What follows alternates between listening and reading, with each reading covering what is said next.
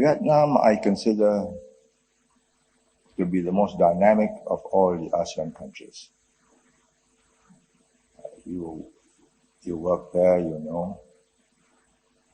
I've been there since 1992. They're energetic, they're intelligent, they're determined to make up for 40 plus years of war. We give scholarships to all our ASEAN neighbors, and the Vietnamese students are the most serious, the most intelligent, and score high marks, and they go back to build Vietnam. So I would say in 20 years, Vietnam will be a small tiger or a little dragon. Lee Kuan Yew, the founding Prime Minister of Singapore, left a profound mark not only on his own country, but on the broader region of Southeast Asia. Beyond transforming Singapore from a tiny, resource-poor island into an economic powerhouse, he saw potential in another nation often marred by conflict and isolation, Vietnam. His approach to leadership, economic reform, and strategic partnerships laid a foundation for both nations' growth, providing a roadmap that remains relevant for developing countries today.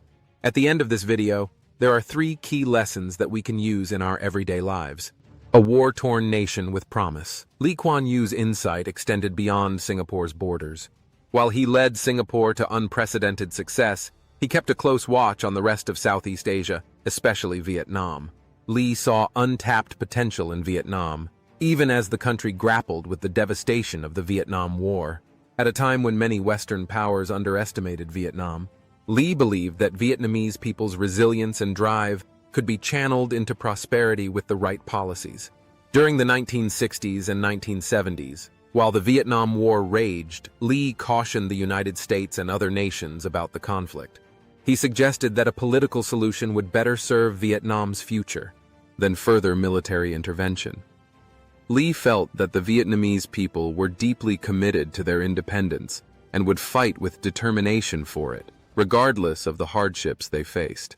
His nuanced understanding of Vietnam's culture and history led him to believe that Vietnam's future would ultimately be bright if given the chance to develop in peace, aiding Vietnam's transition to a market economy. When the Vietnam War ended in 1975, Vietnam faced a host of challenges. The war had devastated its economy, and the country's command-based economy struggled to meet the population's needs. By the late 1970s, Vietnam's economy was stagnant, and the government realized it was time for a change. The pivotal moment came when Vietnam's leaders invited Lee Kuan Yew to share his insights on economic reform. In 1992, Vietnamese Prime Minister Vo Van Kiet hosted Lee in Hanoi to discuss a transition to a more market-oriented economy. During his visit, Lee spent time with Vietnamese officials, providing first-hand insights from Singapore's experience with economic development. He emphasized that the nation could achieve rapid growth if it implemented effective policies and harnessed its human potential. One of Lee's key recommendations was to focus economic development efforts around Ho Chi Minh City. Lee viewed the bustling city as a dynamo that could drive economic growth nationwide, similar to how he transformed Singapore into a growth engine. By promoting Ho Chi Minh City as a center of business and industry, Vietnam could encourage investment and create jobs, spurring development across the country. Lee also encouraged Vietnam's leaders to learn from other rapidly industrializing nations, such as Taiwan and South Korea, which had made successful transitions from agriculture-based to industrial economies. Doi Moi, Vietnam's economic renovation inspired by Lee Kuan Yew's advice, Vietnam embarked on a series of reforms in 1986, under the policy of Doi Moi, or renovation. Doi Moi marked a shift from a centrally planned economy to a more market-driven model. Vietnam's leaders implemented a series of reforms that included agriculture, allowing private businesses, liberalizing prices, and opening up to foreign investment. This transition laid the foundation for Vietnam's transformation from one of the poorest nations to one of Southeast Asia's fastest-growing economies. The Doi Moi reforms quickly began to yield positive results. Vietnam's economy grew as foreign businesses invested, attracted by a more open economy and lower production costs. Vietnam became a manufacturing hub for everything from textiles to electronics, drawing comparisons to the Asian tiger economies like South Korea and Singapore. The policies Lee advocated helped Vietnam enter the global market, and the country's GDP per capita surged from a few $100s in the 1980s to over $3,000 USD today. The Vietnam-Singapore Industrial Parks. One of Lee Kuan Yew's most visible contributions to Vietnam's modernization is the Vietnam-Singapore Industrial Parks, VSIPs. These industrial zones, proposed in 1994 by Singapore's then Prime Minister Goh Chok Tong, were developed in partnership with Vietnam and became a model of economic collaboration. The first VSIP opened in 1996 in Bac Ninh province, paving the way for a robust industrial base in Vietnam. Over the years, the VSIP initiative has expanded significantly, with 13 industrial parks now operating across 9 provinces in Vietnam. These parks have attracted over 900 companies and created close to 300,000 jobs, bolstering Vietnam's industrialization and providing critical employment opportunities. The VSIPs serve as a channel for knowledge transfer, as Singaporean companies bring advanced technology, management practices, and expertise to Vietnam. This industrial park model, rooted in Lee's vision of regional cooperation, exemplifies the positive impact of strategic partnerships. Strengthening Vietnam-Singapore relations. The collaboration between Singapore and Vietnam did not end with the VSIPs. Over the years, the two nations have built a strong relationship that extends beyond economic ties. In 2013, Singapore's Prime Minister Lee Hsien Loong and Vietnam's Prime Minister Nguyen Thanh Dung announced the elevation of their relationship to a strategic partnership. This partnership reflects not only the economic benefits that both countries enjoy, but also the mutual respect and shared vision that Lee Kuan Yew helped foster. Today, Singapore remains one of Vietnam's largest foreign investors, supporting projects that span a wide range of sectors, including manufacturing, finance, technology, and education. Vietnam, in turn, has become an important trading partner for Singapore, and the two countries work closely on regional security, environmental protection, and economic development initiatives within ASEAN. Lee Kuan Yew's legacy in Vietnam endures not only through industrial parks and economic policies, but also through the respect and admiration he cultivated among Vietnamese leaders and citizens alike. He viewed the Vietnamese as resilient, industrious, and capable, and his belief in their potential has proven prophetic.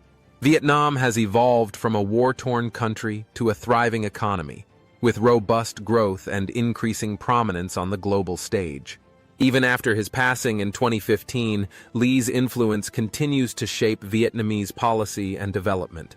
His focus on building strong economic foundations, investing in human capital, and creating an environment conducive to foreign investment remains relevant in Vietnam's economic policies. His pragmatic approach to governance and emphasis on learning from successful models continue to inspire Vietnamese policymakers as they navigate modern challenges. Through his policies and insights, Lee not only transformed Singapore, but also provided guidance that helped Vietnam transition from a centralized economy to a thriving market economy. His impact on Vietnam's growth, through direct advice and strategic initiatives like the Vietnam-Singapore Industrial Parks, highlights his dedication to empowering other nations and fostering economic stability across Southeast Asia. The story of Lee Kuan Yew's influence on both Singapore and Vietnam showcases the transformative power of forward-thinking leadership. His contributions serve as an inspiration to current and future leaders, emphasizing that with vision and cooperation, even the most daunting challenges can lead to extraordinary successes. The 3 lessons we can use in our everyday lives from this story. Number 1. Embrace adaptability. Lee Kuan Yew succeeded because he was willing to adapt and make decisions based on what would work best rather than on ideology. His approach to building Singapore's economy and later advising Vietnam was pragmatic and focused on practical outcomes rather than rigid plans. In everyday life, this teaches us to stay flexible, open-minded, and willing to try new approaches to solve problems. By assessing each situation based on current needs and available resources, we can make more effective decisions that drive real progress. Number 2. Invest in skills and self-improvement. A key part of Lee's vision for Singapore was a strong emphasis on education, skill development, and technical training to create a capable workforce. This helped the nation transition into a high-tech and industrial economy. For our daily lives, this reinforces the importance of continuous learning and building our own human capital, whether it's picking up a new skill, pursuing personal development, or learning from new experiences. Self-improvement is essential for long-term growth and resilience. Number 3. Value relationships and mutual support. Lee Kuan Yew understood the importance of strong relationships, not only within Singapore, but also with other countries. His support for Vietnam's transition to a market economy, his mentorship of their leaders, and the collaborative Vietnam-Singapore industrial parks highlight the power of building trust and mutual support. In daily life, this means valuing our connections, whether with family, friends, or colleagues, and actively supporting one another's growth and goals. By creating and maintaining strong collaborative relationships, we can achieve more together than we could alone. What do you think about Vietnam? Have you guys been there? Do you think it will be the next Asian tiger that can compete with China's manufacturing power? Please leave your comment below. We would love to hear from you. Thank you for making it this far. If you like this video, you might want to share it with a like-minded friend. Thank you, and as always, stay blessed.